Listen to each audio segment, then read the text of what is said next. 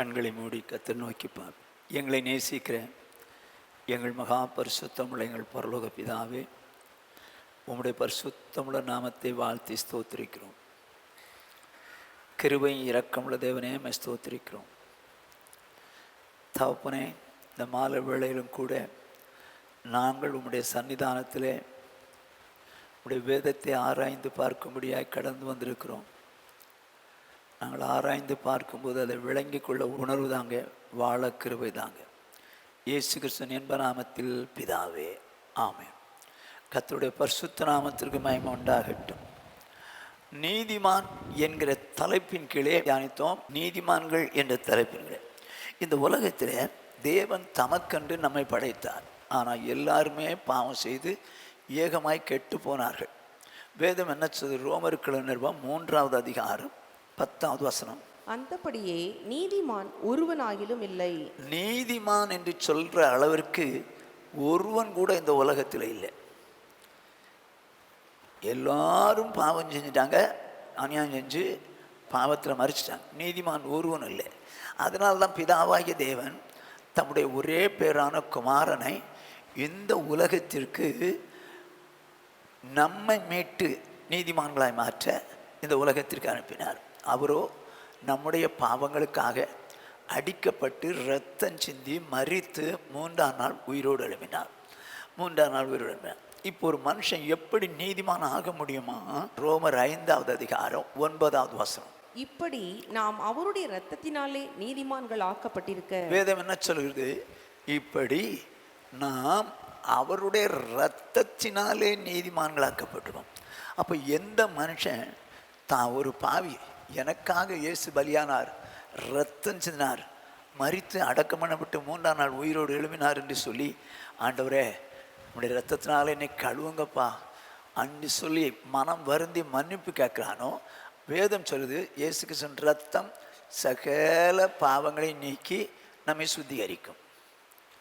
சுத்தமாகிறதுனால நீதிமான்களாக்கப்படுகிறோம் என்று. அதோடு மாத்திரமல்ல, வேதம் எப்படின்னா சொல்லுகிறது நீதிமான்களாக்கப்படுவதற்கு?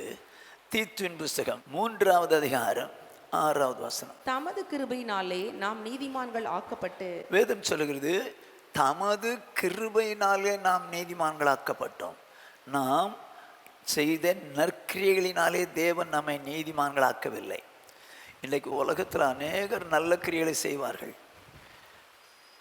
ஆனால் அந்த நற்கிரியைகளினாலே நாம் நீதிமான்களாக்கப்படவில்லை. எப்படி நீதிமான்களாக்கப்பட்டோமா? 5ஆம் வசனம். நாம் செய்த நீதியின் கிரியை நிமித்தம் அவர் நம்மை ரட்சியாமல் தமது இரக்கத்தின்படியே மறுஜன்மம் ஒழுக்கினாலும் பரிசுத்த ஆவியுடைய புதிதாக்குதலினாலும் நம்மை ரட்சித்தார். நாம் செய்த நீதியின் கிரியைகள் நிமித்தம் அவர் நம்மை ரட்சிக்கவில்லை. அப்படியானால் நம்ம அதை செஞ்சோம் இதை செஞ்சோம், ஆண்டவருக்கு காணிக்கை கொடுத்தோம், ஃபேனை வாங்கி போட்டோம், கட்டடம் கட்டி கொடுத்தோம், அந்த நீதியின் கிரியைகளினாலே அவர் நம்மை ரட்சியாமல் தமது இரக்கத்தின்படியே, முதல்ல இரத்தத்தினால் ஆக்கப்பட்டோம், இப்படி அவர் இரக்கத்தின் மறு ஜென்மம் முழுக்கினால். அப்படின்னா என்ன? ஞான ஸ்நானத்தினாலும் பரிசுத்த ஆவியினுடைய புதாக்கணும் நம்ம ரட்சித்தார். இவ்விதமாய் நாம் நீதிமான்களாக்கப்பட்டோம். அப்போ இயேசு கிறிஸ்துவின் இரத்தத்தினால் கழுவப்பட்ட, ஞானஸ்நானம் எடுத்த, பரிசுத்தாவி பெற்ற இவர்கள் யாரு? நீதிமான்கள். இந்த நீதிமான்களை குறித்து தான் பல வாரங்களாக தியானித்தோம். கடந்த வாரத்திலே நீதிமொழிகளின் புஸ்தகம் 3வது அதிகாரம் 33வது வசனத்தை தியானித்தோம். துன்மார்க்குடைய வீட்டில் கர்த்தரின் சாபம் இருக்கிறது, நீதிமான்களுடைய வாசஸ்தலத்தையோ அவர் ஆசீர்வதிக்கிறார். வேதம் என்ன சொல்லுது? நீதிமான்களுடைய வாசஸ்தலத்தையோ அவர் ஆசிக்கிறார். அப்படியா, நான் எந்த மனிதன் நீதிமானாக இருக்கிறானோ அவனுடைய வீட்டை தேவன் ஆசீர்வதிக்கிறார் என்று சொல்லி பார்த்தோம்.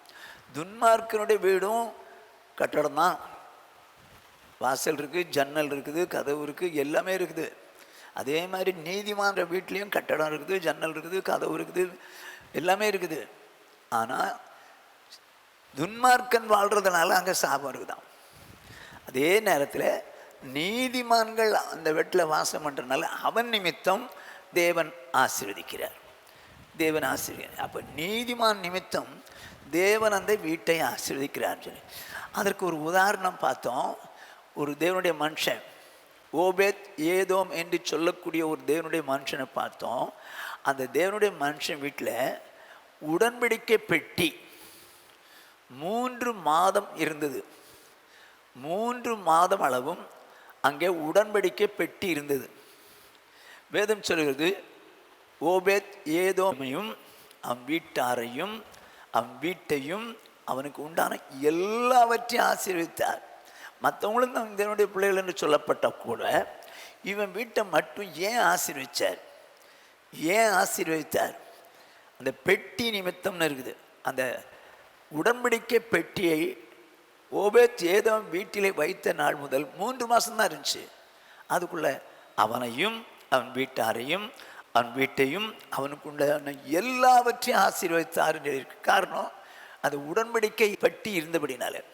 அப்படியானால் நம்முடைய வாழ்க்கையிலும் நீதிமான்கள் என்று சொல்லக்கூடிய நம்முடைய வாழ்க்கையிலும் அந்த உடன்படிக்கை பெட்டி இருக்க வேண்டும். அதுக்கு எங்கே போகிறது?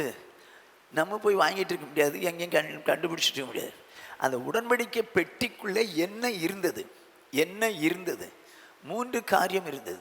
1 மன்னா, 2 ஆரோனுடைய தளித்த கோல், 3 கற்பலகைகள் இருந்தது. இந்த 3 அந்த பெட்டிக்குள்ளே இருந்ததுனால அந்த பெட்டி நிமித்தம் தேவன் ஓபேத் ஏதோமையும் அவன் வீட்டாரையும் அவனுக்கு உண்டான எல்லாவற்றையும் ஆசீர்வதித்தார்.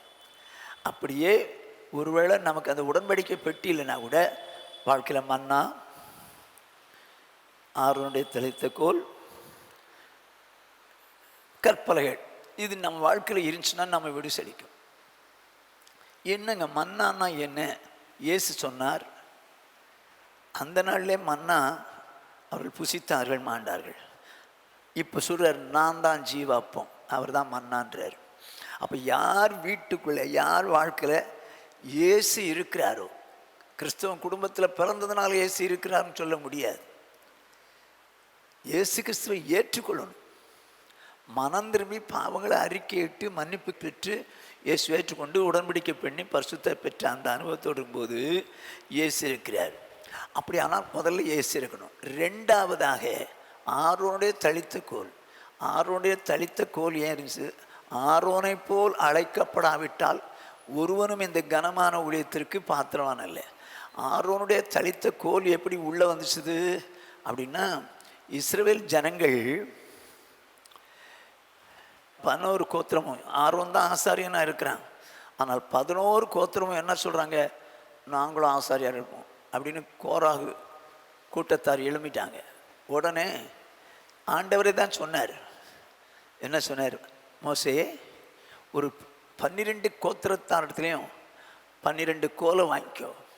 12 கோல், ஒவ்வொரு கோத்திரத்தினுடைய பிரபுக்கள் என்ன பேரை எழுதிக்க அந்த கோலில். லேவி கோத்திரத்தில் மட்டும் அந்த கோலில் ஆரோன் என்று எழுதிக்கோ. இப்போ அதே எல்லாத்தையும் இந்த 12 கோலையும் சாட்சி பெட்டிக்கு முன்னால் வை. நாளைக்கு சாயங்காலம் எடுத்துப்பார், எப்படி பார்ப்போம். எந்த கோல் துளிர்க்குதோ அதில் வந்து அழைக்கப்பட்டவன். எல்லாம் 12 கோத்திரத்தாருடைய கோலும் வைக்கப்பட்டிருக்கிறது.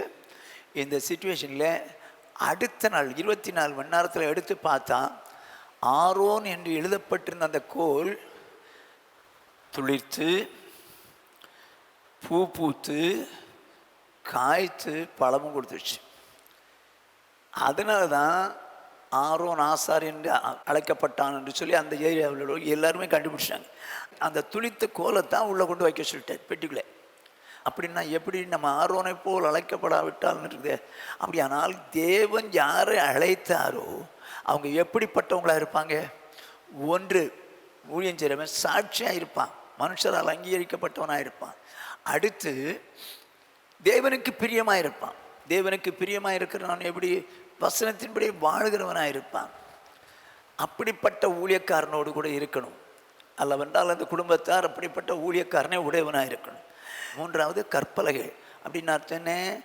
வசனம். நம்முடைய வாழ்க்கையில் வசனத்தின் மேலே மிகவும் தாகம் உள்ளவர்களாய் வாசிக்கிறது மட்டும் இல்லை, வாழ்கிறவங்களாக இருக்கணும். கர்த்தர் நமக்குள்ளே இருக்கிறார். இருந்து இந்த 3 காரியங்கள் நிமித்தமாக தேவன் நம்மை ஆசீர்வதிப்பார், குடும்பத்தை ஆசீர்வதிப்பார். இதைத்தான் கடந்த வாரத்திலே நாம் தியானித்தோம். இந்த வாரத்திலே நீதிமொழிகளின் புஸ்தகம் 10வது அதிகாரம் 11வது வசனம். நீதிமான்களுடைய வாய் ஜீவ ஊற்று, கொடுமையோ துன்மார்க்கனுடைய வாயை அடைக்கும். என்ன சொல்லுது பாருங்க, நீதிமானுடைய வாய் ஜீவ ஊற்று. அப்படின்னா என்ன? ஜீவனுக்கு போகக்கூடிய, ஜீவனை உண்டாக்கக்கூடிய வார்த்தை ஊற்று அவனுடைய வாயிலிருந்து வருமா? யார்கிட்ட? நீதிமானுடைய வாய் ஜீவ ஊற்று. அப்படியானால் நீதிமான் இருக்கிறானே, அவன் வாயிலிருந்து ஜீவன், நித்திய ஜீவனுக்கு மனிதனை கொண்டு போகத்தக்கதான அளவிற்கு அவன் வாயிலிருந்து ஊற்று வருமா? எப்படின்னு சொல்றேன் கேளுங்க. 13வது அதிகாரம் 14வது வசனம். ஞானவான்களுடைய போதகம் ஜீவ ஊற்று, அதில் மரணக்கண்ணிகளுக்கு தப்பலாம். என்னவா? இப்போ ஞானிகளுடைய வாய் ஜீவ ஊற்று பார்த்தோம். அந்த ஞானிகளுடைய வாய் எப்படி ஜீவ ஊற்றாகுது? ஞானம் போதகம்தான் ஜீவ ஊற்று. அப்படியானா ஞானிகள் போதிக்கிற போதனையினாலே அவங்க ஜீவ ஊற்று அவங்க வாயிலிருந்து புறப்படுது. அதனால் மரண கண்ணிகளுக்கு தப்பலாம். அப்படியானால் ஞானிகள் வாயிலிருந்து புறப்படுகிறதான அந்த போதகம், அந்த போதகம் நித்திய ஜீவனுக்கு போகிறதான ஊற்று ஞானிகளிடத்திலிருந்து புறப்படும் போது அது என்ன செய்யுமா? மரண கண்ணிகளுக்கு தப்பு வைக்குமா? மரண கண்ணிகளுக்கு. அப்படியானால் நீதிமான்கள் வாய் ஜீவ ஊற்று. அப்படின்னா வாய் ஜீவ ஊற்றுனா என்னது? போதகம்.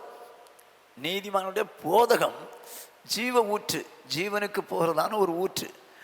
அதனால் மரண கண்ணிகளுக்கு தப்பலாம். அப்படியானா மரண கண்ணிகள் என்ன அப்படின்னு சொல்றதை பார்த்துட்டு, எப்படி நீதிமானுடைய போதகம் அந்த ஜீவ ஊற்றை உண்டாக்குது அப்படின்னு சொல்லி நம்ம பார்க்க போறோம். வேதம் சொல்லுகிறது 2 தீமோத்தேயு 2வது அதிகாரம் 26வது வசனம். பிசாசனுடைய இச்சையின்படி செய்ய அவனால் பிடிபட்டிருக்கிற அவர்கள் மறுபடியும் மயக்கம் தெளிந்து அவன் கண்ணிக்கு நீங்கத்தக்கதாக, அவன் கண்ணிக்கு, பிசாசனுடைய கண்ணிக்கு நீங்கத்தக்கதாக சாந்தமாய் அவர்களுக்கு உபதேசிக்க வேண்டும். இப்ப இந்த நீதிமான்கள் இருக்கிறாங்களே, போதகம் பண்றது சாந்தமாய் போதகம் பண்ணணுமா? எதுக்கு? அவனுடைய இச்சைகளின்படி, பிசாசனுடைய இச்சைகளின்படி அவனுடைய கண்ணிக்கு விடுதலை ஆகணும்னா. அப்படின்னா பிசாசு கண்ணி வைக்கிறான், ஜனங்களை விழத்தள்ளும்படி கண்ணி வைக்கலாம். கண்ணிங்கிறது யாருக்கும் அவ்வளோ தெரியாது. அது சாதாரணமாக கிடக்கும், அது மேலே பறவை உட்காரும், கடைசியில் மாட்டிக்கும். அப்படியே இந்த பிசாசு அவனுடைய இச்சைகளின்படி செய்ய வச்சு கண்ணியில் சிக்க வைக்கிறான். ஆனால் என்ன செய்யணுமா? நீதிமான் சாந்தமாய் அவங்களுக்கு உபதேசிக்க வேணுமா? ஓகே, எதுக்கு? அந்த கண்ணிக்கு நீங்கிறதுக்கு, கண்ணிக்கு நீங்கிறதுக்கு சாந்தமாய் உபதேசிக்கணும். ஓகே, அப்படியானால் சாத்தான் கொண்டு வருகிற கண்ணி என்ன? சாத்தான் கொண்டு வருகிற கண்ணி என்ன? வேதம் சொல்கிறது, நீதிமொழிகளின் புஸ்தகம் 29வது அதிகாரம் 25வது வசனம். மனுஷருக்கு பயப்படுகிற பயம் கண்ணியை வருவிக்கும், கர்த்தரை நம்புகிறவனோ உயர்ந்த அடைக்கலத்திலே வைக்கப்படுவான். வேதம் சொல்லுகிறது, மனுஷனுக்கு பயப்படும் பயம் கண்ணியை வருவிக்கும். இப்போ சாத்தான் என்ன செய்யறான்? அவனுடைய கண்ணியிலே சிக்க வைக்க விரும்புகிறான். எப்படி கண்ணியிலே சிக்க வைக்கிறான்? மனுஷருக்கு பயப்படுகிற பயத்தை கொடுக்குறான். மனுஷருக்கு பயப்படுற பயத்தை கொடுக்குறான். இன்னைக்கு அநேகர் தங்கள் வாழ்க்கையில் எங்கள் பெற்றவங்கன்னா பயம், என் புருஷன்னா பயம், எங்கள் அன்பு வேற பயம் வேற. எப்படின்னா பயம், அப்படின்னா பயம் அப்படின்னு சொல்லி பயந்து நிறைய பேர் என்ன பண்ணுறதில்ல? ஆண்டவருக்காக வாழ்றதில்லை. அந்த பயம் என்ன பண்ணுது? வசனத்தின்படி வாழக்கூடாதபடிக்கு அது கண்ணியாக மாறுது. மனுஷனுக்கு பயப்படுற பயம் கண்ணியை வருவிக்கு. இந்த பயம் என்ன செய்யும் தெரியுமா? இது இந்த பயம் வெளிப்படுத்தின விசேஷம் 21வது அதிகாரம் 8வது வசனம். பயப்படுகிறவர்களும் அவிசுவாசிகளும் அருவருப்பானவர்களும் கொலைபாதகரும் விபச்சாரக்காரரும் சூனியக்காரரும் விக்கிரகாராதனைக்காரரும் பொய்யர் அனைவரும் 2ஆம் மரணமாகிய அக்னியும் கந்தகமும் எரிகிற கடலிலே பங்கடைவார்கள் என்றார். இப்ப மனுஷனுக்கு பயம்தான் அவன் வேதத்தின்படி வாழ மாட்டான், இல்லைன்னா பாவம் செய்வான். யாரோ கட்டாயப்படுத்தி பாவம் செய்ய வைக்கிறாங்க. பாவம் செய்வான். இல்லை இப்படி வேதத்தின்படி வாழக்கூடாதுன்னு சொல்லி கட்டாயப்படுத்துனாங்க. பயந்து போய் அவன் என்ன பண்ணுறான், வசனத்தின்படி வாழ மாட்டேங்கிறான். இப்போது அது கண்ணியை உண்டாக்குது. அந்த வசனத்தின்படி வாழக்கூடாதுபடி கண்ணியை உண்டாக்குது. எப்படின்னு நான் உங்களுக்கு சொல்கிறேன். அது எப்படி ஜீவ ஊற்ற போதகத்தை எப்படி நீதிமான் கொடுப்பான் அப்படிங்கிறதையும் பார்க்க போகிறோம். வாசிங்க யாத்ராகமத்தின் புஸ்தகம் 32வது அதிகாரம் 21 பின்பு மோசே ஆரோனை நோக்கி, நீ இந்த ஜனங்கள் மேல் இந்த பெரும் பாதகத்தை சுமத்துகிறதற்கு இவர்கள் உனக்கு என்ன செய்தார்கள் என்றான். அதற்கு ஆரோன், என் ஆண்டவனுக்கு கோபம் மூளாதிருப்பதாக இது பொல்லாத ஜனம் என்று நீர் அறிந்திருக்கிறீர். இவர்கள் என்னை நோக்கி, எங்களுக்கு முன் செல்லும் தெய்வங்களை எங்களுக்கு உண்டு பண்ணோம், எகிப்து தேசத்திலிருந்து எங்களை அழைத்து கொண்டு வந்த அந்த மோசேக்கு என்ன சம்பவித்ததோ அறியோம் என்றார்கள். மோசேயும் ஆரோனும் தான் ஜனங்களை நடத்தி கொண்டு வருகிறார்கள். தேவன் மோசேயை மலைக்கு கூப்பிட்டுட்டார். அவன் 40 நாள் ஆச்சு மலையில் இருக்கிறான். இங்கே ஆரோன் தனியாக இருக்கிறான். ஜனங்களெல்லாம் அவனை மொச்சிட்டாங்க. மோசைக்கு என்ன ஆச்சோ தெரியலப்பா, அவன் காணும், எங்களுக்கு நடத்துகிற தெய்வத்தை எனக்கு உண்டாக்கு அப்படின்னு சொல்லி சொல்கிறாங்க. இந்த ஆரோனுக்கு என்ன சேர்ந்துடல, அவங்களும் முரட்டாட்டம் உள்ள ஜனங்கள்னு சொல்கிறான், பொல்லாத ஜனங்கள்ன்றான். என்ன, அவங்க காதணிகள் எல்லாம் கை எல்லாவற்றையும் கலத்தி கொடுக்க சொன்னான். கொடுத்து பொண்ணு கண்ணு குட்டி செஞ்சிட்டான். ஏங்க, தேவன் அதரிசனமானவர், ரூபம் இல்லாதவர். அது ஆரோனுக்கு தெரியுமா? தெரியும். அழைத்து வந்தவர் அப்படிப்பட்டவர்னு அவனுக்கு தெரியும். ஆனாலும் மனுஷருக்கு பயந்ததுனால என்ன நடந்தது, பொண்ணு கண்ணுக்குட்டி செஞ்சிட்டான். உடனே இந்த பொண்ணு கண்ணுக்குட்டி செஞ்சு என்ன பண்ணிக்கிறாங்க, அவங்க பண்டிகைன்னு கொண்டாடிட்டு இருக்கிறாங்க. தேவன் அங்கேருந்து பார்த்து, மோசே நீ அழைச்சிட்டு வந்த ஜனங்கள் கெடுத்துக்கிட்டாங்க, இப்போ ஓடுன்னு வந்தான். இங்கே வந்த என்ன நடக்கும் பாருங்க, அடுத்த வசனம். அப்பொழுது நான், பொன்னுடைமை உடையவர்கள் எவர்களோ அவர்கள் அதை கலட்டி தர கடவர்கள் என்றேன். அவர்கள் அப்படியே செய்தார்கள். அதை அக்கினியிலே போட்டேன், அதிலிருந்து இந்த கன்றுக்குட்டி வந்தது என்று. வேற பொய் வேற. எப்படி என்கிட்ட கொடுத்தாங்க, நெருப்புக்குள்ளே போட்டேன் கண்ணு. எதனால் அதை செஞ்சானா? அவர்கள் பொல்லாதவர்கள், அவர்கள் பொல்லாதவர்கள், என்னை ரொம்ப நெருக்கிறாங்க, அதனால தான் பயந்து போய் இப்படி செஞ்சேன்றான். அப்போ யார் ஒருவன் யாருக்கோ பயப்படுகிறானோ அவன் தேவனுக்கு பிரியமில்லாத காரியங்களை கட்டாயம் செய்வான். நான் இன்னொரு உதாரணம் சொல்றேன். அதாவது சவுல் ராஜாவை ஆண்டவர் சொன்னார், அமலேக்கில் உள்ள எல்லாரையும் அழிச்சிரு, அங்கே அமலேக்கு ராஜாவையும் கொன்னுரு அப்படின்னு சொல்லி ஒரு கட்டளை கொடுத்தாரு சாமுவேல் மூலம். இவனுக்கு எல்லாருக்கும் பிரகடனம் பண்ணிட்டான், எல்லாரையும் கொன்னுருங்கடான்னு சொன்னது உண்மைதான். ஆனால் ராஜாவை பிடிச்சான். மிருகங்கள் ஆடுகளில் முதல் தரமானது 2ஆம் தரமானதெல்லாம் பிடிச்சி வச்சுக்கிட்டான், மற்ற இதெல்லாவற்றையும் அழிச்சிட்டான். ஆண்டவர் சொன்னார் சாமுவேல்கிட்ட, சாமுவேல் நான் அவனை ராஜாவாக்குனக்கா மனஸ்தாபப்படுறேன்ப்பா, ஏன்னா என் வார்த்தையை நிறைவேற்றாமல் போயிட்டான் அப்படின்னு சொன்ன உடனே சாமுவேலுக்கு துக்கம். ராத்திரி முழுசு அழுதுகிட்டு இருக்கிறான். இப்போ அடுத்த நாள் வர்றான் யார்கிட்ட, சவுல்கிட்ட. சவுல், ஆண்டவர் சொன்னதெல்லாம் செஞ்சுட்டேன்றான். என்ன ஆண்டவர் சொன்னதெல்லாம் செஞ்சுட்டேன் அப்படின்னா என் காதில் கேட்குற சத்தம் என்னப்பா, என் காதில் கேட்குற சத்தம் என்ன? அதுவா, ஆண்டவருக்கு பலியிடுறதுக்கு கொண்டு வந்தோன்னா. இது ஏன் செஞ்சானா? ஆண்டவர் எல்லாத்தையும் அழிக்க சொன்னார். முதல் தரமானது 2ஆம் தரமானது தப்ப வச்சுட்டு மீதி அழிச்சிட்டான். ஏன் இவன் இதை செஞ்சான்? இந்த முதல் தரமானதையும் 2ஆம் தரமானதையும் ஏன் பிடிச்சு கொண்டான்? அவனே சொல்கிறான். வாசிங்க 1 சாமுவேலின் புஸ்தகம் 15வது அதிகாரம் 24வது வசனம். அப்பொழுது சவுல் சாமுவேலை நோக்கி, நான் கர்த்தருடைய கட்டளையையும் உம்முடைய வார்த்தைகளையும் மீறினதினாலே, நான் கர்த்தருடைய கட்டளையும் உம்முடைய வார்த்தைகளையும் மீறினாலே பாவம் செய்தேன். நான் ஜனங்களுக்கு பயந்து அவர்கள் சொல்லை கேட்டேன். என்னாச்சுங்க? ஜனங்களுக்கு பயப்படும் போது தேவன் விரும்பாத காரியங்களை கட்டாயம் செய்வாங்க. தேவன் விரும்பாத காரியங்களை கட்டாயம் செய்வாங்க. பேதுரு இயேசுவோடு இருக்கும்போது உமக்காக உயிரையும் கொடுப்பேன் நான். சேவர்கள் மத்தியில் போய் நின்ன போது அவர் எனக்கு தெரியவே தெரியாது, சத்தியமாக தெரியாதுன்னு பொய்ன்னு சொல்கிறான். ஏன் இந்த பொய்யெல்லாம் வந்துச்சுது? மனுஷருக்கு பயப்படுகிற பயத்தினால் வந்ததுங்க. பயத்தினால். இது எதனால பயம் வந்தது? சாத்தானுடைய கண்ணி. சாத்தான் மனுஷருக்கு பயப்படுற பயத்தை கண்ணியாக வைக்கிறான். அந்த கண்ணி அப்படிங்கிறத நமக்கு தெரியல. யாருக்கோ பயந்து ஏதோ பண்ணிட்டோம் போ, அவ்வளோதான் நினைக்கிறோமே தவிர ஐயோ இது சாத்தானுடைய கண்ணியாச்சே அப்படின்னு நினைக்கிறதே இல்லை. ஆனால் வேதம் என்ன சொல்லுது? சாத்தானுடைய கண்ணிக்கு இப்போ எது நீங்களாக்கும்?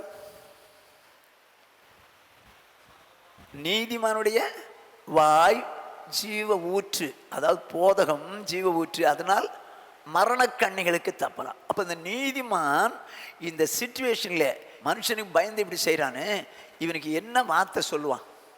நீங்களா அசம்ஷன் பண்ணுங்க பாப்பா. என்ன வார்த்தை சொல்லி அவனை சரி பண்ணுவான்? இப்போ ஒருத்தன் பயப்படுறான், பயந்து தப்பாக நடக்கிறான்.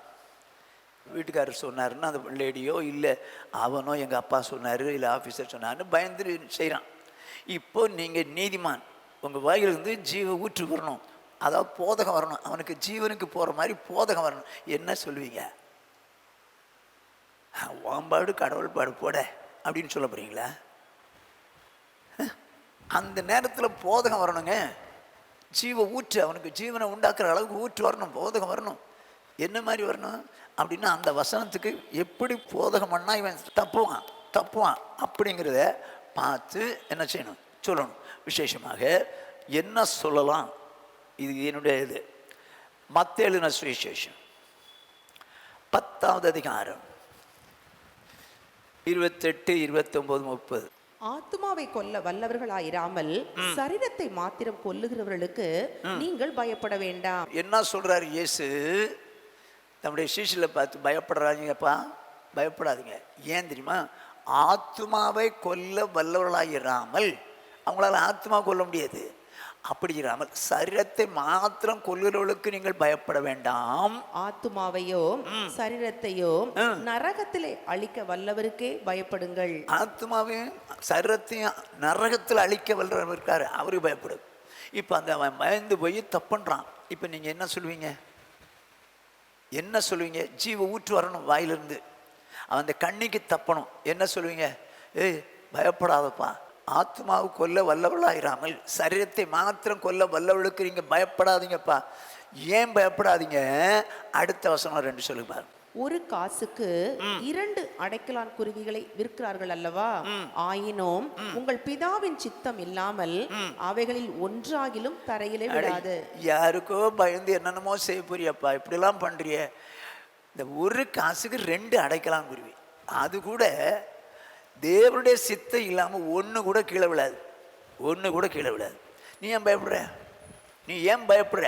இப்போ இந்த போதகம், இந்த நீதிமானுடைய வாய் ஜீவ ஊற்று, இந்த போதகம் அந்த நேரத்தில் நமக்கு கொடுக்க தெரியணும். சரியான வசனங்களை கொடுக்க தெரியணும். தப்பாக வசனத்தை கொடுத்துட்டோம்னா எங்கேயோ போயிடும். டாக்டர்ஸ் இருக்கிறாங்க, வயிற்று வலி அப்படின்னு ஒருத்தன் போனான்னா அதுக்கேற்ற மருந்து கொடுப்பாங்க. கண்ணு வலின்னு போனாலும் அதே மருந்து கொடுத்தா எப்படி ஆகும்? என்ன ஆகும்? கண்ணு என்ன வீங்கி கெட்டு போயிடும். அப்படியே எந்த நேரத்தில் எந்த சிச்சுவேஷனில் என்ன வார்த்தை சொல்லணும்னு நீதிமான் அந்த போதகத்தை கொடுக்கும்போது அவனுடைய வாழ்க்கையில் ஜீவ ஊற்று உண்டாகும். மரணக்கண்ணிகளுக்கு தப்பலாம். அப்போ நம்முடைய வாயிலே ஆசாரியனுடைய உதடுகள் அறிவை காக்க வேண்டும், வேதத்தை அவன் வாயிலை தேடுவார்.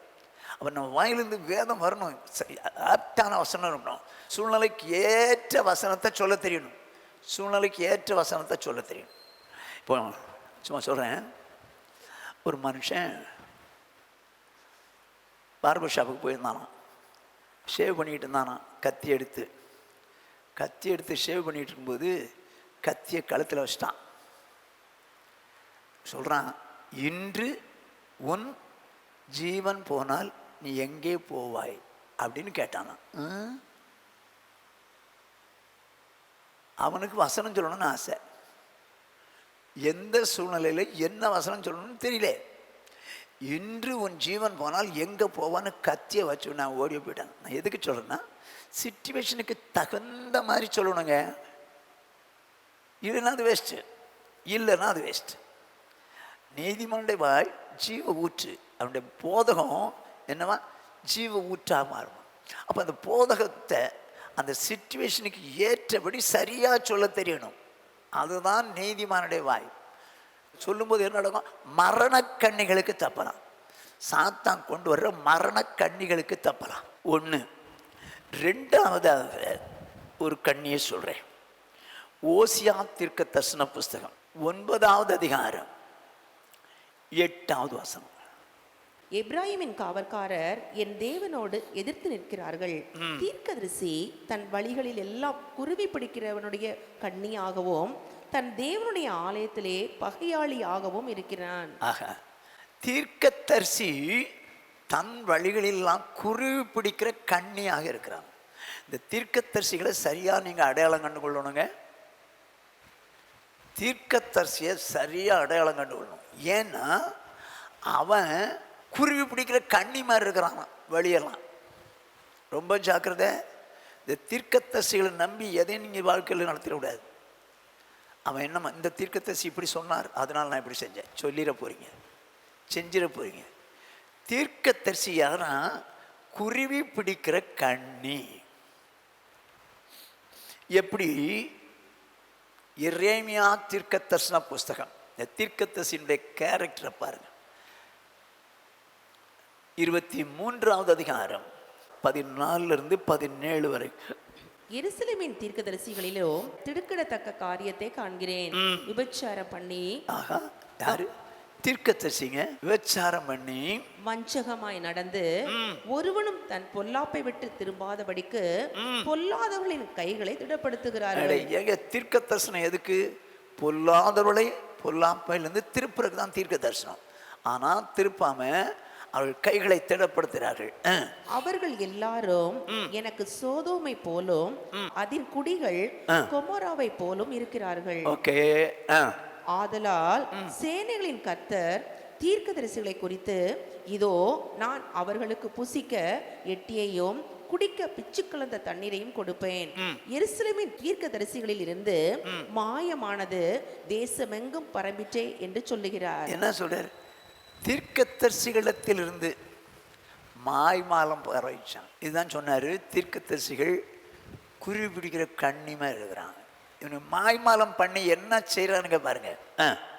உங்களுக்கு தீர்க்கதரிசனம் சொல்லுகிற தீர்க்கதரிசிகளின் வார்த்தைகளை கேளாதிருங்கள். அவர்கள் உங்களை வீண் பெருமை கொள்ளும்படி செய்கிறார்கள். கர்த்தருடைய வாக்கை அல்ல, தாங்கள் யூகித்த தரிசனத்தை சொல்லுகிறார்கள் என்று சேனைகளின் கர்த்தர் சொல்லுகிறார். என்ன அது? உங்களை வீண் பெருமை கொள்ளும்படி செய்கிறார்கள். தீர்க்கதரிசி என்ன சொல்லணும்? தேவனுடைய பட்சத்தில் திருப்புறக்கு தான் தீர்க்கதரிசி. தங்கள் வாக்கை சொல்றாங்க, யூகித்த தரிசனத்தை சொல்றாங்க. அவர்கள் என்னை அசட்டை பண்ணுகிறவர்களை நோக்கி உங்களுக்கு சமாதானம் இருக்கும் என்று கர்த்தர் சொன்னார் என்று சொல்லுகிறதும் அல்லாமல், தங்கள் இருதயத்தின் கடினத்திலே நடக்கிற யாவரையும் நோக்கி உங்கள் மேல் பொல்லாப்பு வராதென்றும் சொல்லுகிறார்கள். ஏங்க இந்த பொல்லாப்புல இருந்தும் கடினத்திலிருந்தும் திருப்புறகு தாங்க தீர்க்கதரிசி. ஆனால் இந்த தீர்க்கதரிசி இடத்திலிருந்து மாய்மாலம் தேசமெங்கும் ஆரம்பிச்சு. அப்ப இவங்க மாய்மாலம் பண்றாங்க. அவன் ஒரு கண்ணி, கேர்ஃபுல்லாக இருக்கணும். கண்ணி அவங்கள்ட்ட மாய்மாலம் பண்ணுவது, அவன் என்ன அசட்டை பண்ணுகளை நோக்கி உங்களுக்கு சமாதானம் இருக்கும்பா, உங்களுக்கு பிரச்சனை வராது, போ நல்லா இருப்ப போ அப்படின்னு சொல்லி அனுப்பிச்சிட்டாங்கன்னா ரொம்ப சந்தோஷமாக போயிடுவான். ஆனால் அவன் கண்ணிங்கிறது தெரியல. இப்போ இப்படிப்பட்ட சூழ்நிலையில சிக்கி இருக்கிற இவங்களை எப்படி நம்ம ஜீவ ஊற்று வாய் அந்த போதகம் என்ன பண்ணலாம்? இப்படி சிக்கி இருக்கிற, எப்படி சிக்கி இருக்கிற? கள்ள தீர்க்க தரிசனம் சொல்லி பொல்லாத வழியில விட்டு விலகாதபடிக்கு அதிலே நடக்க சொல்றானே. இப்படிப்பட்ட தீர்க்கதரிசிகளிடத்திலிருந்து அவன் தப்பணும், நம்ம ஆட்கள் தப்பணும். என்ன செய்வீங்க? ஜீவ ஊற்று வரணும், தயவுள்ள போதகம் வரணும். இது கண்ணி. இன்னைக்கு நிறைய தீர்க்கதரிசிகள் என்று சொல்லக்கூடியவர்கள் இப்படிலாம் தப்பு இல்லைங்க, அது பரவாயில்ல செய்யுங்க அப்படின்னு சொன்ன உடனே அவங்களே சொல்லிட்டாங்க அப்படின்னு சொல்லி தப்புன்றாங்க. இப்போ அப்படிப்பட்டவங்களை எடுத்த அவன் கண்ணிகளுக்கு தப்பலாம். நீதிமானுடைய வாய் ஜீவ ஊற்று, அவனுடைய போதகம் ஜீவ ஊற்று. அப்படின்னா எப்படி நம்ம போதகம் பண்ணுறது, அந்த ஜீவ ஊற்றை எப்படி கொண்டு வர்றது, கொடுக்கறது, என்ன செய்வீங்க? அப்படி ஒருத்தன் சிக்கியிருக்காங்க, பொல்லாதவன்ட்ட சிக்கியிருக்கான். ஒரு தீர்க்கதரிசின்னு சொல்கிறேன், எனக்கே தெரியுங்க, பொல்லாத தீர்க்கதரிசி. தப்பாக நடக்கிறவங்கள அது ஒன்றும் தப்பு இல்லைங்க, அதெல்லாம் கர்த்தர் பார்த்துக்குவார். தப்பாக சொல்கிறாங்க. எனக்கே தெரியும், திருச்சியில் ஒரு ஆள் பொய்யா சொல்லுவார். அவங்ககிட்ட கூடி இருக்கிறது யார் தெரியுமா? அதிகமாக பெண்கள் தான் கூடியிருப்பான். கடைசியில் சொந்த மனைவி விட்டு வேற ஒரு பொம்பளையோட போயிட்டான். நான் எதுக்கு சொல்கிறேன்னா, அவன் பொல்லாதவனுங்க, அப்படி தான் இருப்பானுங்க. யார் அவனுக்கு? யார்? கண்ணி. இப்போ இந்த கண்ணிக்கு தப்பணும், என்ன சொல்லுவீங்க? இருங்க, இங்கே பாஸ்டர்கிட்ட கேட்டு வரேன், அப்புறம் சொல்கிறேன். வேலையா என்னங்க இது? எங்கள் நீதிமானுடைய வாய் ஜீவ ஊற்று, நம்ம வாயிலிருந்து வரணும் ஊற்று. அவன் தப்பணும், கண்ணிலேருந்து தப்பணும். அப்போ என்னதான் பேசுவீங்க, என்னதான் சொல்லுவீங்க? ஒரிஜினல் தீர்க்கதரிசி எப்படி இருப்பான்னு நமக்கு தெரியணும்ல. வாசிங்க 1 தெசலோனிக்கேயர் புஸ்தகம் 5வது அதிகாரம் 20-23. தீர்க்க தரிசனங்களை அற்பமா எண்ணாதிருங்கள், எல்லாவற்றையும் சோதித்து பார்த்து நலமானதை பிடித்துக் கொள்ளுங்கள். என்ன சொல்றாரு? தீர்க்க தரிசனத்தை சோதித்து பாருங்கள், அதை அற்பமா எண்ணாதிருங்கள், எல்லாவற்றையும் சோதித்து அதில் நலமானதை பிடித்துக் கொள்ளுங்கள். அப்போ நீங்கள் சோதிச்சு பார்க்குறது எதை வச்சு சோதிச்சு பார்ப்பீங்க? இது ஒரிஜினலாக டூப்ளிகேட்டான்னு? வாசிங்க அடுத்த வசனம். பொல்லாங்காய் தோன்றுகிற எல்லாவற்றையும் விட்டு விலகுங்கள். அப்போ அந்த தீர்க்கதரிசி பொல்லாத காரியங்களா இருக்குமானா அதை விட்டு விலகிங்கன்னு சொல்ல சொல்றாரு. ஓகே, இப்போ ஒரிஜினல் தீர்க்கதரிசி என்ன செய்வான் வாசிப்போம்.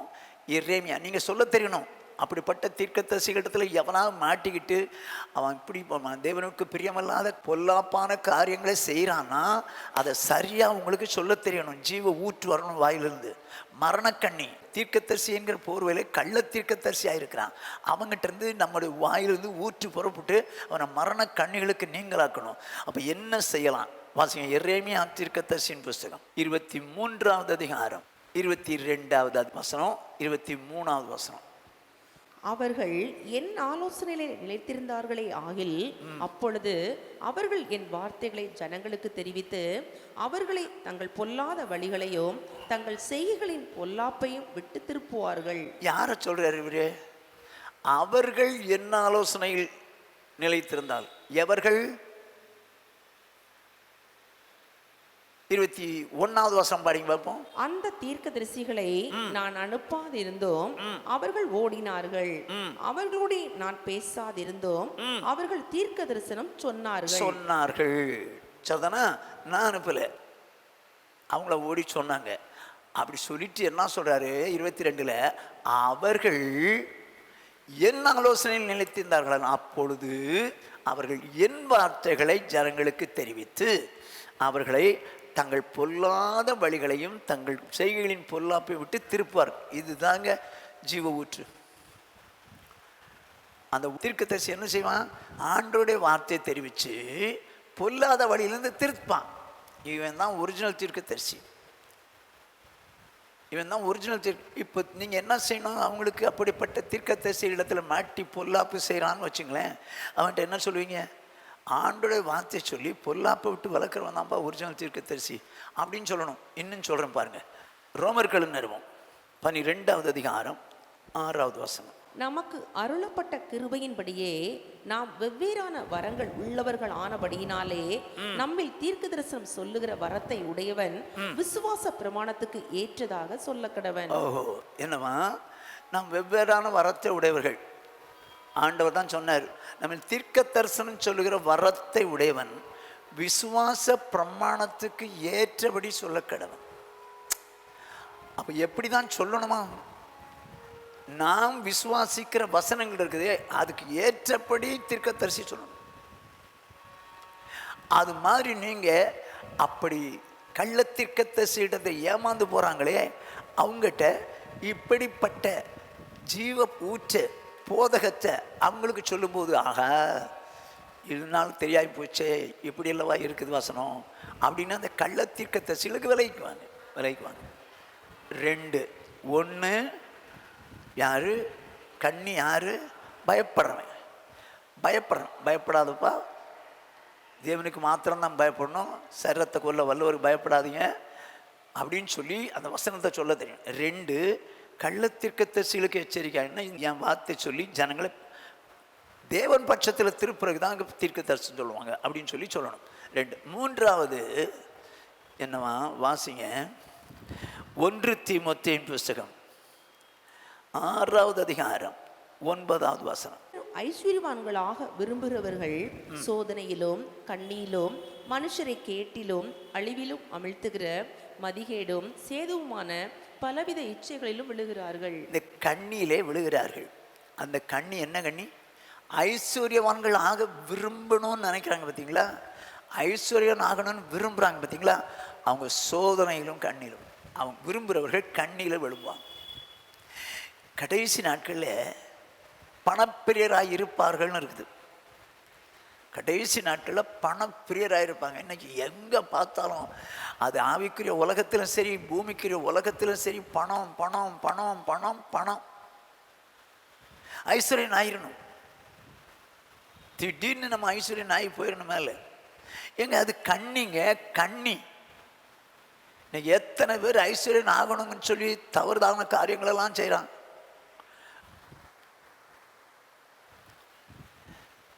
இந்த ரம்மின்னு ஒரு விளையாட்டு இருக்கும் பொழுது அதில் பணத்தை போட்டு முதல்ல எடுப்பாங்க. நான் சின்ன பையனாக இருக்கும்போது பார்த்துருக்குறேன்.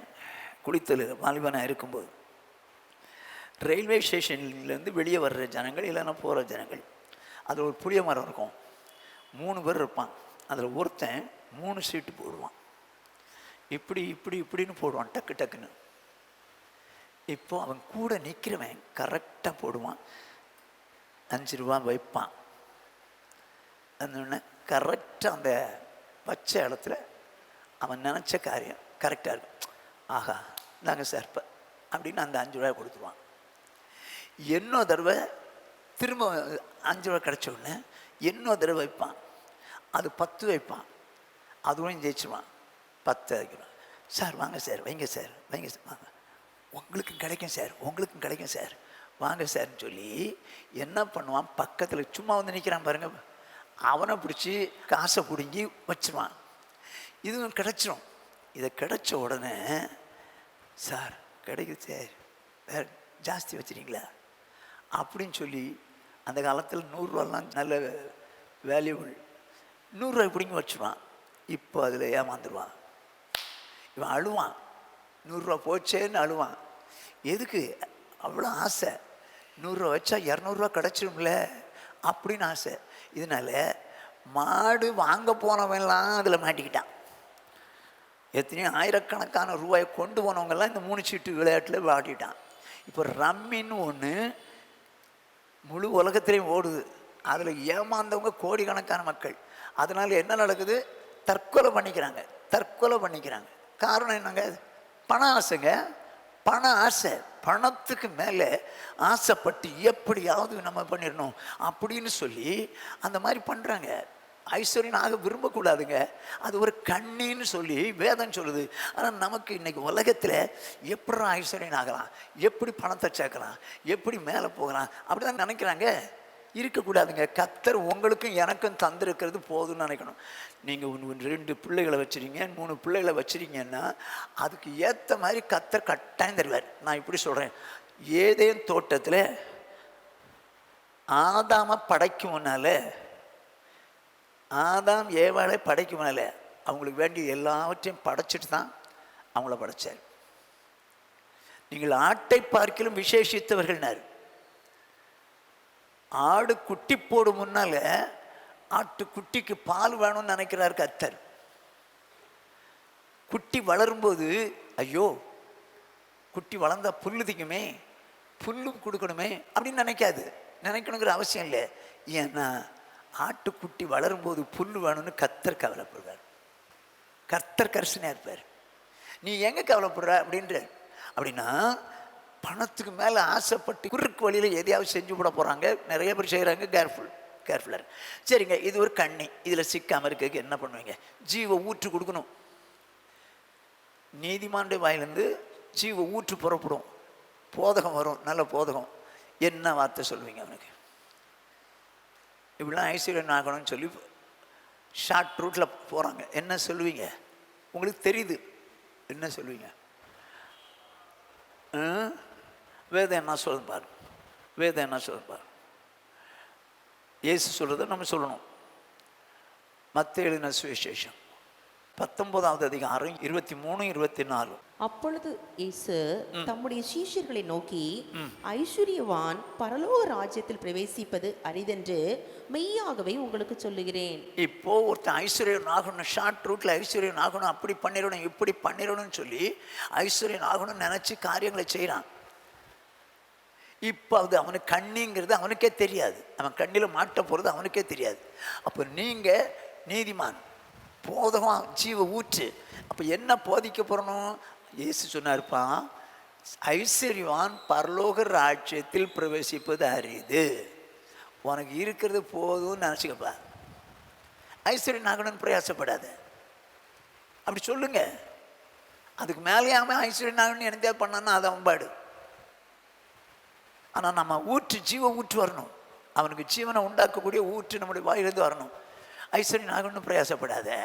ஏன்னா ஐஸ்வர்யன் தேவனுடைய ராஜ்யத்தில் பிரவேசிப்பது அரிதுப்பா. உதாரணமாக ஐஸ்வர்யவான் லாசர்னு 2 பேர் இருந்தாங்கப்பா. அந்த 2 பேரில் லாசர் போயிட்டான் பரதேசுக்கு, ஆனால் இவனும் பாதாளத்துக்கு போயிட்டான்ப்பா. காரணம், ஐஸ்வர்யவான் ஆடம்பரமாக வாழ்ந்துட்டான்ப்பா, அதனால தான்ப்பா போயிட்டான். ஆகையினால ஐஸ்வர்யவன் ஆகணும்னு பிரயாசப்படாதே அப்படின்னு அப்படிப்பட்டவங்கள்ட்ட நம்ம சொல்ல தெரியணும். சொல்ல வேண்டியதுதான் நம்ம கடமை. செய்கிறது அவன் காரியம், செய்கிறானோ செய்யலையாது அதுவும் காரியம். இப்போது ஆண்டவரே சொல்கிறாரு, லூக்கா எழுதின சுவிசேஷம் 6வது அதிகாரம் 24வது வசனம். ஐஸ்வர்யவான்கள் ஆகிய உங்களுக்கு ஐயோ, உங்கள் ஆறுதலை நீங்கள் அடைந்து தீர்ந்தது. ஓஹோ, ஐஸ்வர்யவான்களே உங்களுக்கு ஐயோன்னு போடல. ஐஸ்வர்யவான்கள் தேவனுடைய ராஜ்யத்தில் பிரவேசிப்பது அரிதுன்னு தான் சொன்னார், போக முடியாதுன்னு சொல்லலை. ஏன்னா ஆபிரகாமே போனார், எளிமையாக வாழ்ந்துட்டு போயிட்டார். ஆனால் இங்கே என்ன எழுதியிருக்கு பாருங்க, ஐஸ்வர்யவான்கள் ஆகிய உங்களுக்கு ஐயோ. நீங்களாக பார்த்து ஐஸ்வர்யன் ஆகணும்னு பிரயாசப்பட்டீங்கள்ல, அப்படி ஆகிய உங்களுக்கு ஐயோ. ஏன்னா இங்கே ஆறுதலை அடைந்து தீர்ந்தாயிற்று. இங்கே ஆறுதல் முடிஞ்சு போச்சுப்பா, எல்லா மேட்டரையும் போயிட்டு. ஆகையினால ஐஸ்வர்யன் ஆகாத, ஐஸ்வர்யனாக பிரயாசப்படாது. கர்த்தருடைய ஆசீர்வாதம் ஐஸ்வர்யத்தை தரும். ஆண்டவர் ஆசீர்வதித்து ஐஸ்வர்யம் தந்தால் ஓகே. ஆனால் நாம ஐஸ்வர்யன் ஆயிரணும்னு சொல்லி பிரயாசப்படும் போது அது கண்ணின்னு சொல்லி வேதம் சொல்லுது. அது கண்ணி. இந்த கண்ணியில் சிக்கிடுவோன்னு அவங்களுக்கு தெரியறதில்லை. ஆகையினால அப்படிப்பட்ட கண்ணியில் இருக்கிறவங்களுக்கு மயக்கம் தெளியத்தக்கதாக நாம் என்ன செய்யணுமா? சரியாக போதனை பண்ணணும். இது 3. எது கண்ணி? 3வது கண்ணி. ஐஸ்வர்யன் ஆகிறது 3வது கண்ணி. ஐஸ்வர்யவான்களே அப்படின்னு போடல. உங்கள் மேல் வரும் நிர்பந்தங்களை குறித்து அலறி அழுங்கள் இருக்கும். ஐஸ்வர்யங்கள் ஆகிய உங்களுக்கு ஐயோ, ஆகணும்னு நினைக்கக்கூடாது. ஓகே, இது 3வது. 4வது ஒரு கண்ணி பார்ப்போம். நீதிமொழிகள் 20வது அதிகாரம் 25வது வசனம். பரிசுத்தமானதை விழுங்குகிறதும் பொருத்தனை செய்த பின்பு யோசிக்கிறதும் மனுஷனுக்கு கண்ணியாயிருக்கும். என்னவாங்க? பரிசுத்தமானதை விழுங்குகிறதும் பொருத்தனை செய்த பின்பு யோசிக்கிறதும் மனுஷனுக்கு கண்ணியாயிருக்கும். அப்படின்னா பரிசுத்தமானதை விழுங்கிறது ஒரு கண்ணி, பொருத்தனை செய்த பின்பு அடி இப்படி பண்ணிவிட்டுமே அப்படின்னு யோசிக்கிறான் பாருங்க, அதுவும் ஒரு கண்ணி. சிக்கிடுவான். கண்ணி சாத்தா வச்ச கண்ணி. பரிசுத்தமானதை விழுங்கிக்கப்பா, பரிசுத்தமானதுன்னா என்னங்க இது? பரிசுத்தமானதுன்னா என்ன? அதை நம்ம விழுங்கிடக்கூடாதான், அது கண்ணியாக மாறுமா? பரிசுத்தமானதுன்னா என்ன? லேவியராகமம் 27வது அதிகாரம் 30வது வசனம். தேசத்திலே நிலத்தின் வித்திலும் விருட்சங்களின் கனியிலும் தசம பாகங்கள் எல்லாம் கர்த்தருக்கு உரியது, அது கர்த்தருக்கு பரிசுத்தமானது. என்னமா?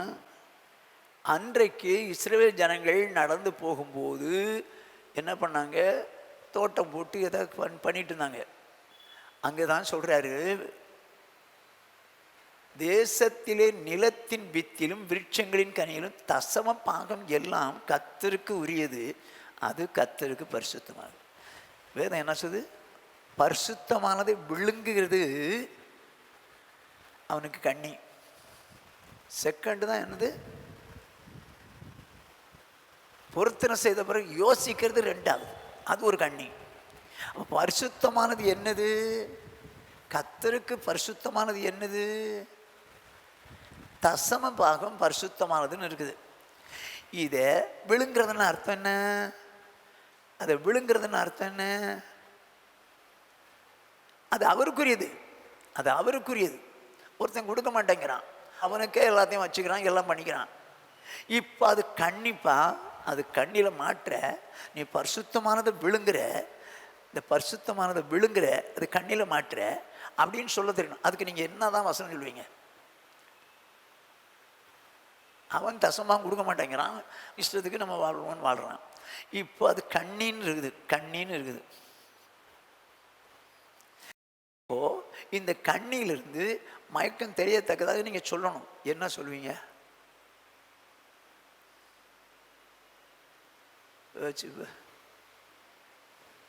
வசனம் சொல்லணுங்க. நீதிமானுடைய வாயிலிருந்து ஜீவ ஊற்று புறப்படும், ஜீவ ஊற்று. அவன் வழியில் மற்றபடி அவன் போகிற ஒரு ரூட்டு தப்பு, மரணத்துக்கு நேரம் போகிறான். இவனுக்கு ஜீவனை உண்டாக்குற ஊற்று நீதிமானுடைய வாயிலிருந்து தான் புறப்படுது. அப்போ அவன் என்ன தான் இந்த சிச்சுவேஷனில் சொல்லணும்? எல்லாருக்கும் தெரிஞ்ச வசனம் தான், அந்த நேரத்தில் கரெக்டாக நமக்கு சொல்லத்தான் தெரியறதில்லை. என்ன சொல்லணும்? வேதம் என்ன சொல்லுது? இயேசுவே சொல்கிறார், வாசிங்க. மத்தேயு எழுதின சுவிசேஷம் 23வது அதிகாரம் 23வது வசனம். மாயக்காரராகிய வேதபாரகரே, பரிசேயரே, உங்களுக்கு ஐயோ! நீங்கள் ஒத்தலாமிலும் வெந்தயத்திலும் சீரகத்திலும் தசமபாகம் செலுத்தி நியாயப்பிரமாணத்தில் கற்பித்திருக்கிற விசேஷித்தவைகளாகிய நீதியையும் இரக்கத்தையும் விசுவாசத்தையும் விட்டுவிட்டீர்கள். நீதியையும் இரக்கத்தையும் விசுவாசத்தையும் விட்டுவிட்டீங்க தான் அல்டிமேட்டாக அந்த இது கொடுத்ததுக்கு ரீசன். நியாயப்பிரமாணம் கொடுத்தது, ஆனால் இதை விட்டுட்டீங்க. இவைகளையும் செய்ய வேண்டும், அவைகளையும் விடாதிருக்க வேண்டுமே. இப்போ ஆண்டவராக இயேசுவே சொல்லியிருக்காருப்பா, இவைகளையும் நீதியையும் இரக்கத்தையும் விசுவாசத்தையும் செய்யணும், அவைகளையும் விடாதிருக்கணும். எவைகளை விடாதிருக்கணும்? தசமபாகம் கொடுக்கறதையும் விடாதிருக்கணும்ப்பா. நான் தான் இதெல்லாம் படித்து இதன்படி செஞ்சுக்கிட்டு இருக்கேன்ல அப்படின்னு சொல்லி இதோட நின்றாத. இது செய்ய வேண்டியது அவசியம்தான், இதையும் செய்ய வேண்டும், அதையும் விடாதிருக்கணும்ப்பா. நான் சொல்லலைப்பா, ஆண்டவர் சொன்னார். சொல்லுங்க சொல்லுங்க. இப்போது ஒரு நாள் அவரை டெஸ்ட் பண்ணுறதுக்கு கொஞ்சம் சேவகர்கள் வர்றாங்க. வந்து அவர் பேச்சில் பிடிக்கிறதுக்கு சேவகர்கள் வர்றாங்க. வந்து கேட்குறாங்க, வாசிங்க.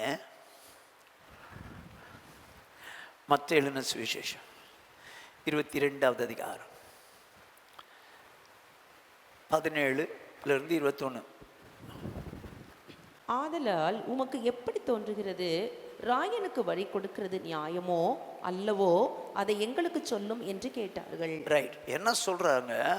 அந்த சேவகர்கள் வந்து இவர் வாயிலிருந்து குற்றத்தை கண்டுபிடிக்கலாம், பேச்சில் வார்த்தையில் குற்றத்தை கண்டுபிடிக்கலாம்னு சொல்லி என்ன கேட்குறாங்க? ராயனுக்கு வரி கொடுக்கறது நியாயமா அல்லவா, அதை எங்களுக்கு சொல்லுங்கன்னு கேட்குறேன். இவனுக்கு தெரியாதா? தெரியும், ஆனால் இவரை குற்றம் கண்டுபிடிக்கணும்னு கேட்குறாங்க. அதுக்கு இயேசு என்ன சொன்னார்? இயேசு அவர்கள் துர்க்குணத்தை அறிந்து, மாயக்காரரே, நீங்கள் என்னை ஏன் சோதிக்கிறீர்கள்? அவர் உள்ளத்தை ஆராயிறவர்னு அவனுக்கு தெரியல போலுது. அவருடைய துர்க்குணத்தை கண்டு, மாயக்காரர், ஏப்பா என்னை சோதிக்கிறீங்க? ஏன் டெஸ்ட் பண்ணுறீங்க சொல்லிட்டு என்ன சொல்கிறார் பாருங்க. வரி காசை எனக்கு காண்பியுங்கள் என்றார். அவர்கள் ஒரு பணத்தை அவரிடத்தில் கொண்டு வந்தார்கள். வரி காசை எனக்கு காண்பியுங்கள் என்றார்.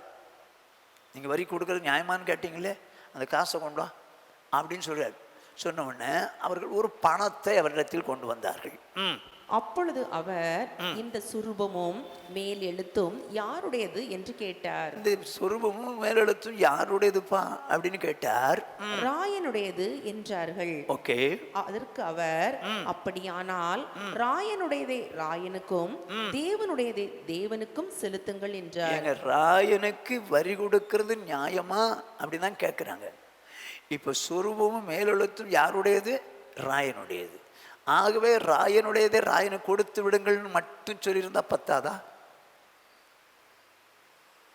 ராயனுடையதை ராயனுக்கு கொடுங்கள் என்று சொன்னால் மட்டும் பத்தாதா? அடிஷனலாக ஒரு வார்த்தை சொல்றார், தேவனுடையதை தேவனுக்கும் செலுத்துங்கள். எது தேவனுடையது?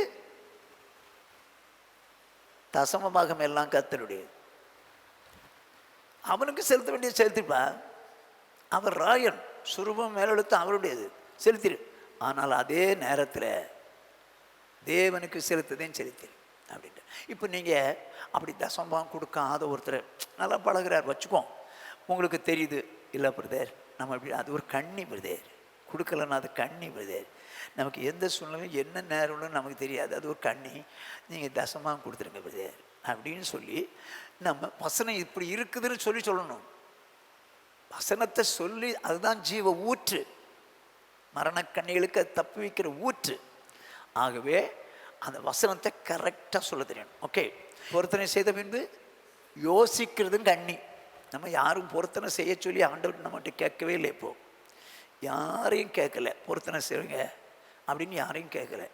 ஆனால் நாம விருப்பப்பட்டு, ஆண்டவரே எனக்கு நீங்கள் இப்படி செய்வீங்கன்னா நான் இப்படி செய்வேன் அப்படின்னு பொருத்தனை பண்ணிடுறோம். ஆனால் பொருத்தனை நிறைவேற்றாதிருந்தால் கண்ணிங்க, அது மாட்டிவோம். பொருத்தனையை நிறைவேற்றதுன்னா கண்ணி.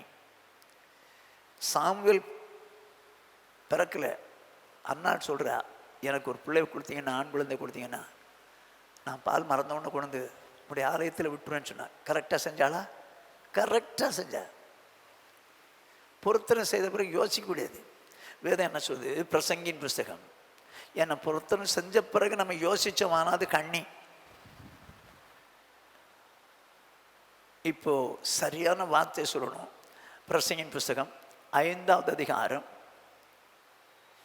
4, 5, 6. நீ தேவனுக்கு ஒரு பொருத்தனை பண்ணிக்கொண்டால் அதை செலுத்த தாமதியாதே. ஃபர்ஸ்ட் பாயிண்ட், பொருத்தனை பண்ணிக்கொண்டால் அது நிறைவேறிச்சது, என்ன பண்ணாத? தாமதம் பண்ணாதே. அவர் மூடரில் பிரியப்படுகிறது இல்லை. யாரு மூடன்? அப்போ பொருத்தனை செய்த பிறகு தாமதம் பண்றான், அவன் மூடன், பிரியப்படுகிறது இல்லை. நீ நேர்ந்து கொண்டதை செய். நீ நேர்ந்து கொண்டதை செய். அப்போ தாமதம் பண்ணாலும் செலுத்தாம போனாலும் அவன் மூடன், அவன் மூடன். இப்போ இது கண்ணி. பொருத்தனை செய்த பிறகு யோசிக்கிறது கண்ணி. சொல்லிட்டு நேர்ந்து கொண்டதை செய். நீ நேர்ந்து கொண்டதை செய்யாமற் போவதை பார்க்கிலும் நேர்ந்து கொள்ளாதிருப்பதே நலம். அடே, நீ உன்னை யாருப்பா நேர்ந்து கொள்ளது சொன்னது? உன்னை யாரும் நேர்ந்து கொள்ள சொல்லலையே.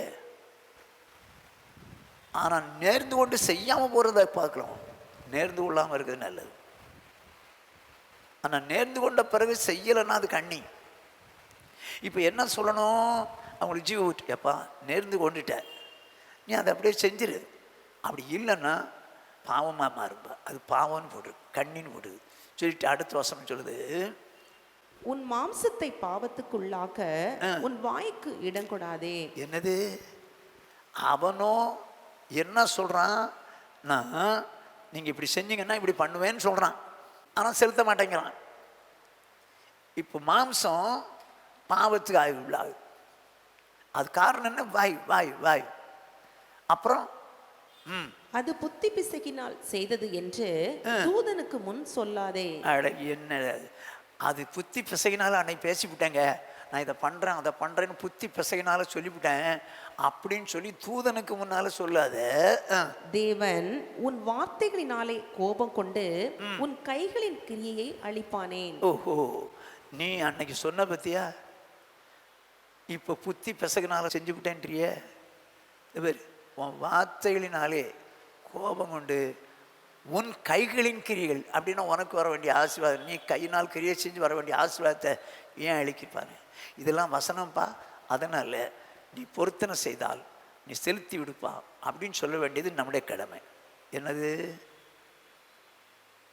நீதிமானுடைய வாய் ஜீவ ஊற்று, போதகம். அந்த போதகம் ஜீவ ஊற்று. யாராவது பொருத்தனை பண்ணிட்டேன் அப்படின்னு சொல்கிறாங்க, உங்கள் காதுக்கு வந்துருச்சுன்னா அதை செய்யாமல் இருந்தாங்கன்னா கொஞ்சம் பார்த்து சொல்லிவிடுங்க. இல்லைங்க அப்படி செய்யாதீங்க, அப்படி செய்யலைன்னா உங்கள் மாம்சத்தை பாவத்துக்குள்ளாக்குறீங்க, உங்கள் கையின் கிரியை ஆண்டவரையும் அழிக்கணும் அப்படின்னு சொல்லி அவனை சொல்லி கொடுத்துருணும். ரைட், இது ஜீவ ஊற்று.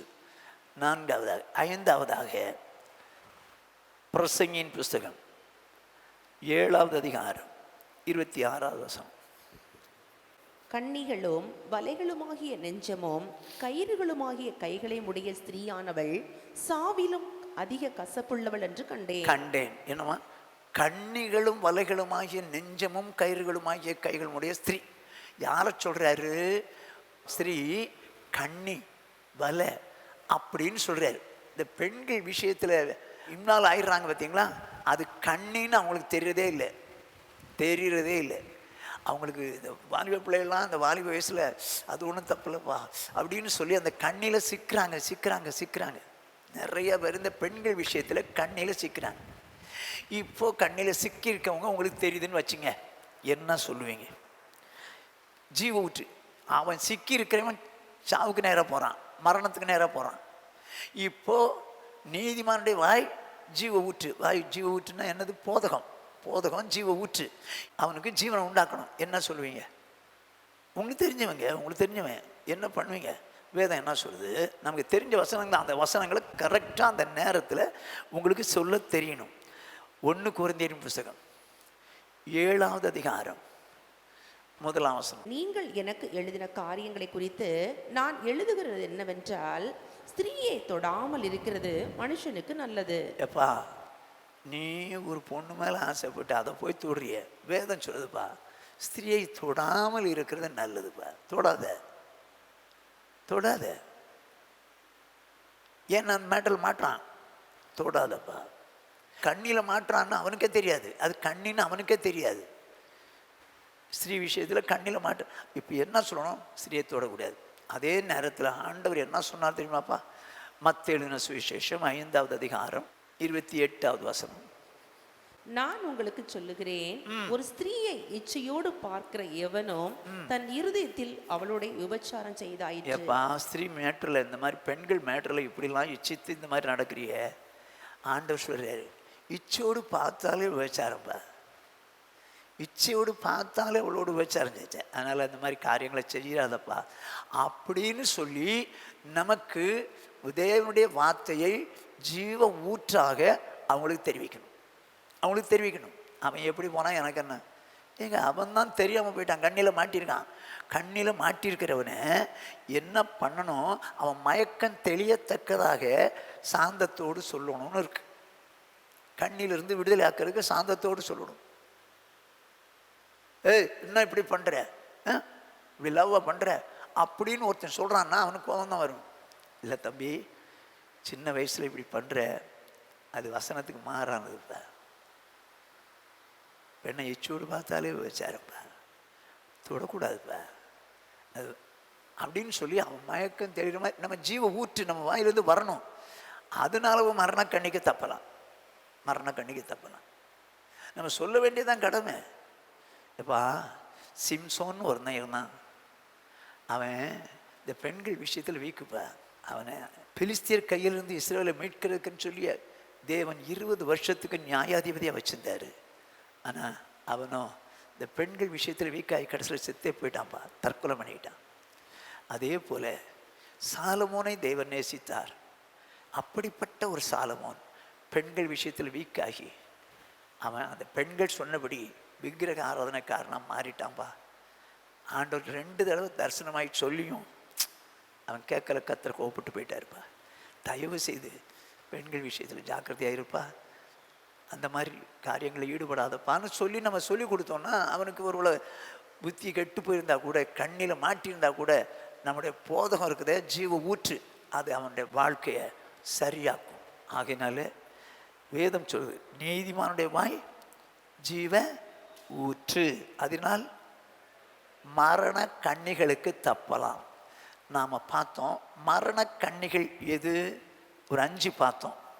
1 மனுஷனுக்கு பயப்படுறது, 2 கள்ள தீர்க்கதரிசிகளுக்கு செவி கொடுக்கிறது, 3 ஐஸ்வர்யனாக விரும்புறது, 4 பரிசுத்தத்தை விளங்குறதும் பொருத்தனை செய்த பின்பு யோசிக்கிறதும், அடுத்தது ஸ்திரீனிடத்தில் அதாவது தவறான காரியங்களை செய்கிறது. இதெல்லாம் கண்ணி, மரண கண்ணி. இந்த கண்ணிகளில் சிக்காமல் இருக்கணும்னா அருமையானவர்களே, நீதிமான்கள்ங்கிற நாம் நம்முடைய வாயிலிருந்து ஜீவ ஊற்று, அவங்களுக்கு ஜீவனை கொடுக்கத்தக்கதான ஊற்று நம்முடைய வாயிலிருந்து புறப்படணும். ஆண்டவர்கிட்ட சொல்லலாமா, ஆண்டவரே இந்த மரண கண்ணிகளுக்கு தப்பும்படி நீதிமானாகி எங்களுடைய வாயிலிருந்து ஜீவ ஊற்று புறப்படட்டும். ஆண்டவர் ஜீவ ஊற்று புறப்படட்டும். ஆண்டவரே போதகம், ஜீவனை கொடுக்கக்கூடிய போதகம் எங்கள் வாயிலிருந்து புறப்படட்டும். எங்களை ஒப்பு கொடுக்குற ஆண்டவரே, மரண கண்ணிகளில் ஏராளமானோர் சிக்கியிருக்கிறாங்க. ஆண்டவரே மரண கண்ணிகளில் ஏராளமானோர் சிக்கியிருக்கிறாங்க. இந்த கண்ணிகளில் இருந்து ஆண்டவரே அவர்கள் மயக்கம் தெளிந்து தேவனே விடுதலை ஆவதற்கு ஜீவ ஊற்று என் வாயிலிருந்து புறப்படத்தக்கதாய் கர்த்தர் ஏற்றிங்க. அந்த சூழ்நிலைக்கு ஏற்ற வசனங்களை, வார்த்தைகளை ஆண்டவரே நான் அவர்களுக்கு சொல்ல, அதனாலே மரண கண்ணிகளுக்கு அவர்கள் தப்பி ஜீவனுக்கு ஏதுவாய் தங்கள் வாழ்க்கையை மாற்றிக்கொள்ள உதவி செய்வீராக. என்னை ஒப்பு கொடுக்குற ஆண்டவரே, எங்களை ஒப்பு கொடுக்குற ஆண்டவரேன்னு சொல்லி ஜெபம் பண்ணுவோம். இப்பொழுது நம்ம மத்தியில் இருக்கிறதான மிஷினரி கிருபாகரன் ஜெபிப்பார். எங்கள் அதிகமாய் நேசிக்கிறதான எங்கள் அன்பின் நல்ல ஆண்டவரே, இந்த ஆசீர்வதிக்கப்பட்டதான இந்த சாயந்தர வேலைக்காக நமக்கு நன்றி செலுத்துகிறோம். இந்த நாளிலே ஆண்டவரே தெய்வ பிள்ளைகள் ஆகமுடைய சமூகத்திலே கூடி வந்து ஆண்டவரே தேவதாசர் மூலம் நாங்கள் கேட்ட நம்முடைய வார்த்தைகளுக்காக நமக்கு நன்றி செலுத்துகிறோம். நீதிமானின் வாயிலும் ஜீவ ஊற்று புறப்படும் வசனத்தின்படி ஆண்டவரே அதனால் மரண கண்ணிகளுக்கு தப்புவார்கள் வசனத்தில் வாசிக்கிறோமே.